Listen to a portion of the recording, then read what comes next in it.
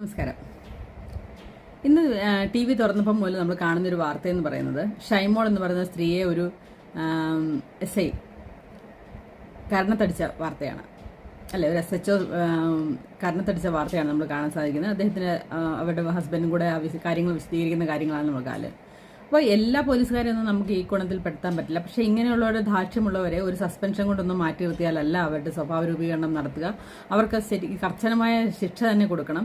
അവരുടെ ഈ അഗ്രഷൻ മാറാനുള്ള എന്തെങ്കിലുമൊക്കെ കോഴ്സുകളോ അല്ലെങ്കിൽ അങ്ങനെയൊക്കെയുള്ള കാര്യങ്ങളിൽ പങ്കെടുത്ത് അതിന്റെ സർട്ടിഫിക്കറ്റുമായിട്ട് വന്നിട്ട് മാത്രമേ ഇവരെ ഇനിയും ഡ്യൂട്ടിയിൽ എടുക്കാവുന്നതാണ് എൻ്റെ ഒരു അഭിപ്രായം. സത്യത്തിൽ എൻ്റെ ഒരു അഭിപ്രായമാണ്. കാരണം ഇവർ കുറച്ച് നേരം സബ്സ്ക്രിപ്ഷനിൽ പോയിട്ട് വരുമ്പോൾ ഇതിന്റെ ദേഷ്യം തീർക്കാനായിരിക്കും അടുത്ത വരവ് വരുന്നത്. അപ്പം അതുകൊണ്ട് ഞാൻ പറഞ്ഞത് ഇവരെ ഈ അഗ്രഷൻ മാറ്റാൻ വേണ്ടിയിട്ടുള്ള എന്തെങ്കിലുമൊക്കെ കോഴ്സ് ഇടയ്ക്കിടയ്ക്ക് പോലീസുകാർ കൊടുക്കുന്നത് നല്ലതാണെന്നാണ് എൻ്റെ ഒരു വിചാരം. അത് തന്നെയല്ല, പക്ഷേ എല്ലാ പോലീസുകാരും ഇങ്ങനെയൊന്നുമല്ല. വളരെ ജനമൈത്രി പോലീസുകാരും ഇപ്പം ഇഷ്ടംപോലെ ആൾക്കാരെ സഹായിക്കാൻ തുനിഞ്ഞിറങ്ങുന്നതൊക്കെ അവരെയൊന്നും നമുക്ക് കണ്ണടച്ച് ഇതിന്റെ പേരിൽ നമുക്ക് ഇരുട്ടാക്കാനൊന്നും പറ്റില്ല. അങ്ങനെ എത്രയോ നല്ല പോലീസുകാരെ നമ്മൾ കൺമുന്നിൽ കാണുന്നുണ്ട്, അല്ലേ?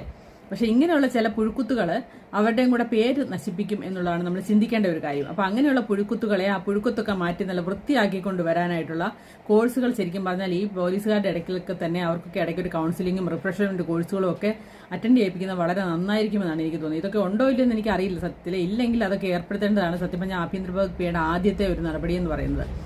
അതിന് ഒരുപാട് കാശ് ചെലവ്, എന്തെങ്കിലും കാശ് ചെലവാക്കുന്നു, അല്ലെ, അഴിമതി നടത്തുന്നു. എന്നിട്ട് ഇതിനൊക്കെയാണ് ശരിക്കും പറഞ്ഞാൽ കാശ് ചെലവാക്കേണ്ടത്.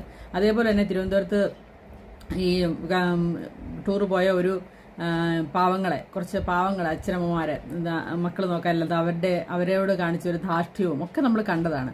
അപ്പൊ ഇങ്ങനെയൊന്നുമുള്ള പോലീസുകാരല്ല, നല്ല നല്ല പോലീസുകാരുമുണ്ട്. ഇപ്പൊ എൻ്റെ ഒരു അനുഭവം ഞാൻ പറയാം. ഞങ്ങളുടെ പോലീസ് സ്റ്റേഷനിൽ എൻ്റെ സ്ഥാപനം ഇരുന്ന സ്ഥലത്ത് ഭയങ്കരമായ ഈ സാമൂഹ്യ വിരുദ്ധരുടെ ശല്യം ഭയങ്കരമായിട്ടുണ്ടായിരുന്നു.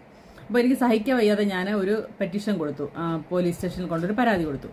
ആ പരാതി കൊടുത്ത് അന്നിരുന്ന പോലീസ് അവിടുത്തെ SI അന്ന് തൊട്ട് ഞാൻ എന്നാണോ പരാതി കൊടുത്തത് അങ്ങനെ മാറുന്ന സമയം, അതായത് അവിടുന്ന് റിട്ടയർ ചെയ്ത് അല്ലെങ്കിൽ ട്രാൻസ്ഫർ ആയ സമയം വരെ ദിവസവും എന്ന് വെച്ചാൽ ദിവസവും ഒരു ദിവസം പോലും വരാതിരുന്നിട്ടില്ല. അദ്ദേഹമോ അദ്ദേഹത്തിന്റെ ഏതെങ്കിലും ഒരു കോൺസ്റ്റബിളോ ഏതെങ്കിലും ഒരാള് വന്ന് അതുവഴി കയറി ഇറങ്ങി ഏതെങ്കിലും സമയത്ത്, നമുക്കറിയില്ല ഏത് സമയത്താണ് കയറി വരുന്നത്. അതുകൊണ്ട് തന്നെ അങ്ങനെ വന്നതുകൊണ്ട് തന്നെ ആദ്യമൊക്കെ ഇങ്ങനെ ഓരോരുത്തരെ ഓടിച്ചു. പിന്നെ എനിക്ക് ആ ശല്യമേ ഇല്ലാതായി. അങ്ങനെയൊക്കെയുള്ള നല്ല ഉത്തരവാദിത്തമുള്ള പോലീസുകാരുണ്ട് എന്ന് വേണം. പിന്നെ ചില പോലീസുകാരുണ്ട്, എനിക്ക് പിന്നെ ഒരിക്കൽ പോയിട്ട് വന്നപ്പോൾ എനിക്ക് വളരെ മോശം അനുഭവം. എന്റെ ഭാഗം കേൾക്കാൻ പോലും തയ്യാറാവാത്ത ഒരു പോലീസുകാരനാണ് അന്ന് എനിക്ക് SHO ആയിരുന്നു എനിക്കന്ന് കാണാൻ സാധിച്ചത്. അപ്പൊ ഇതിലൊക്കെ പല ആൾക്കാരുണ്ട്. അപ്പൊ അവരൊക്കെ ചിലർ ഞാൻ നീതിപൂർവ്വം മാത്രമേ പ്രവർത്തിക്കുള്ളൂ എന്ന് പറയുമ്പോൾ പോലും വളരെ ബുദ്ധിമുട്ട് ജനങ്ങൾക്ക് ഉണ്ടാക്കുന്ന രീതിയിൽ പ്രവർത്തിക്കുന്ന ആൾക്കാരും ഉണ്ട്. പക്ഷെ അങ്ങനെയൊക്കെയുള്ള ആൾക്കാരെ മാറ്റി നിർത്തണം തന്നെയാണ് എൻ്റെ അഭിപ്രായം. നിങ്ങളുടെ അഭിപ്രായം കമന്റ് ആയിട്ട്